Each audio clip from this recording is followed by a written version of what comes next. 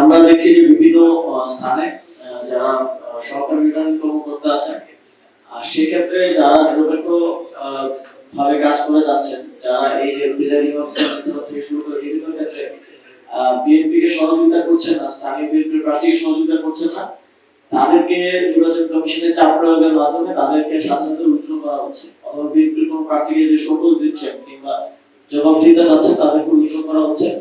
থেকেই প্রায় 9 দিন 10 দিন আমরা সারা দেশের নির্বাচনী পদযাত্রায় ছিলাম। এই সময় আমরা প্রায় 25টিরও বেশি জায়গায় জনসভা পথসভার মাধ্যমে গণভোট সচেতনতা এবং ভোটের পক্ষে ক্যাম্পেইন এবং একই সাথে আমাদের জাতীয় সংসদ নির্বাচনে যারা প্রার্থী রয়েছে তাদের প্রচারণায় অংশগ্রহণ করেছি।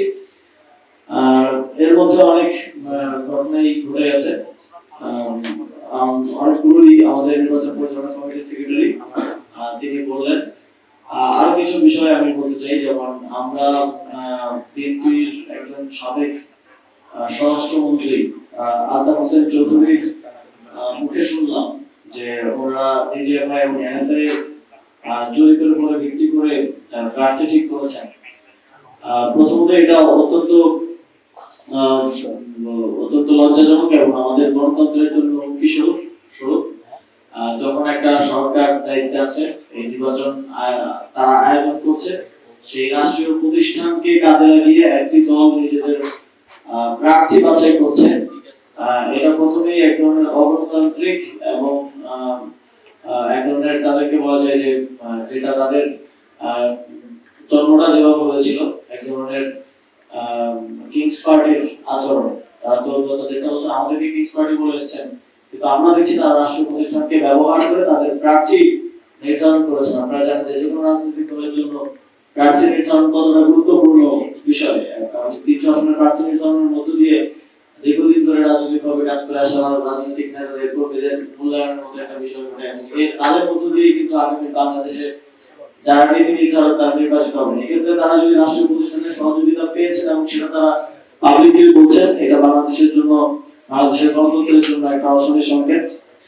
আমরা লক্ষ্য করছি বিভিন্ন জেলায় রিটার্নিং কর্মকর্তারা এনএসআই এর মাধ্যমে প্রিজাইডিং অফিসার নির্ধারণের ক্ষেত্রে সেখানকার সরকারি এবং আধা সরকারি চাকরিতে যারা আছেন, যাদের প্রিজাইডিং অফিসার হওয়ার কথা, তাদের ইনফরমেশন দিচ্ছেন।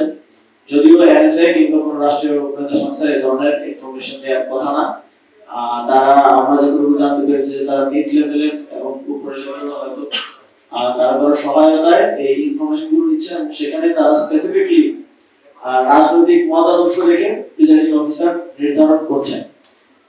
যখন রাজনৈতিক মতাদর্শে আমরা এর আগে দেখেছি চাকরি হতে, এর আগে প্রমোশন হতে দেখেছি, এখন প্রিজাইডিং অফিসার নির্ধারণটা আমরা রাজনৈতিক মতাদর্শ দেখে হতে দেখছি।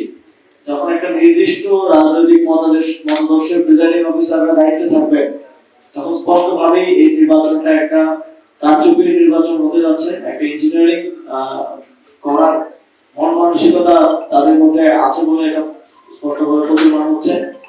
আমাদের নির্বাচন কমিশনের প্রতি এবং সরকারের প্রতি আহ্বান থাকবে যে এই রাষ্ট্রীয় যেসব প্রতিষ্ঠানগুলো এই ধরনের কাজ করার ক্ষেত্রে সহযোগিতা করছে, তাদের বিরুদ্ধে দ্রুত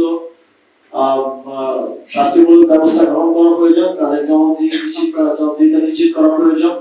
যদি তা না করা হয় তাহলে এই নির্বাচন অনুষ্ঠিত হওয়ার আগেই প্রস্তাবিত হয়ে যাচ্ছে।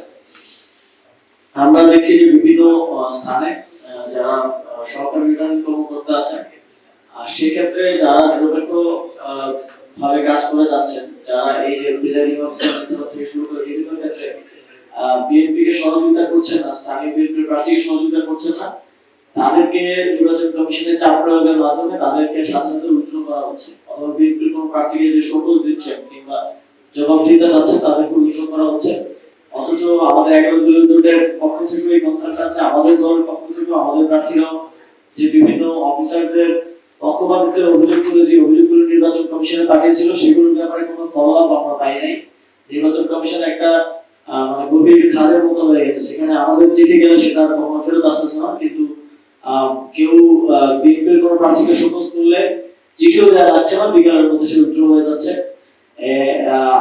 আমরা মনে করছি যে প্রশাসনে জনপ্রশাসন মন্ত্রণালয় সহ কিছু জায়গা থেকে স্পষ্টভাবে একটা দলকে সহযোগিতা করা হচ্ছে নির্বাচনে তাদের বিরোধিতা নাই, বরং নিরপেক্ষ অফিসারদেরকে মাঠ থেকে সরিয়ে তাদের লেসপেন্সার অফিসারদেরকে সেখানে দায়িত্ব দেওয়া হচ্ছে, যাতে করে ইঞ্জিনিয়ারিং এর মাধ্যমে একজন নির্দিষ্ট প্রার্থীকে বিজয়ী করা যায়।